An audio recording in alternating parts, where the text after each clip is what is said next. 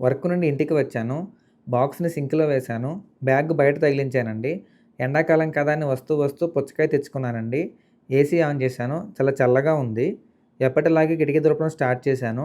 మా పాప ఏదో ఆర్డర్ పెట్టింది. తిట్టాను. మా భార్యకి చీర గిఫ్ట్ ఇచ్చానండి. ఫ్రెష్ అప్ అయ్యి మంత్లీ ఖర్చులు చెక్ చేశాను. సేవింగ్స్ చాలా పెరిగాయండి. మా ఆవిడకి గిన్నెలు సర్దడంలో హెల్ప్ చేశాను. మేము మా ఓన్ హౌస్‌కి షిఫ్ట్ అయ్యి ఆల్మోస్ట్ 2 ఇయర్స్ అయ్యిందండి. ఇంతలో ఒక క్లయింట్ నుంచి కాల్ వచ్చింది. మాట్లాడాను. ఆ తర్వాత టీ తాగాలనిపించి టీ పెట్టానండి. ప్రాజెక్ట్ బాగా చేశానని నా ఫ్రీలాన్సింగ్ క్లయింట్ స్వీట్స్ పంపించాడండి. టేస్ట్ చేశాను. చాలా బావుంది. ఆ తర్వాత మా ఆవిడ విటమిన్ సి టాబ్లెట్ ఇచ్చిందండి. తాగాను. పేపర్ చదివాను. ఫ్రీలాన్సర్స్‌కి డిమాండ్ ఉందని గమనించానండి. ఒకప్పుడు శాలరీ సరిపోక ఎలా అని దేవుడికి దండం పెట్టుకునేవాడిని. అప్పుడే మా పాప డిజిటల్ మార్కెటింగ్ చూపించిందండి. కోర్స్ ప్రొవైడింగ్స్ చాలా బాగున్నాయని కోర్స్ తీసుకున్నానండి. తెలిసిన వాళ్ళ దగ్గర నెట్వర్కింగ్ పెంచుకొని ప్రాజెక్ట్స్ చేశానండి. నాలాంటి శాలరీ సరిపోని ఎంప్లాయీస్‌కి కావచ్చు, ఇంట్లో ఉండి సైడ్ ఇన్‌కమ్ కోసం చూసే వాళ్ళకి కావచ్చు, ఇదొక మంచి ఆప్షన్ అండి.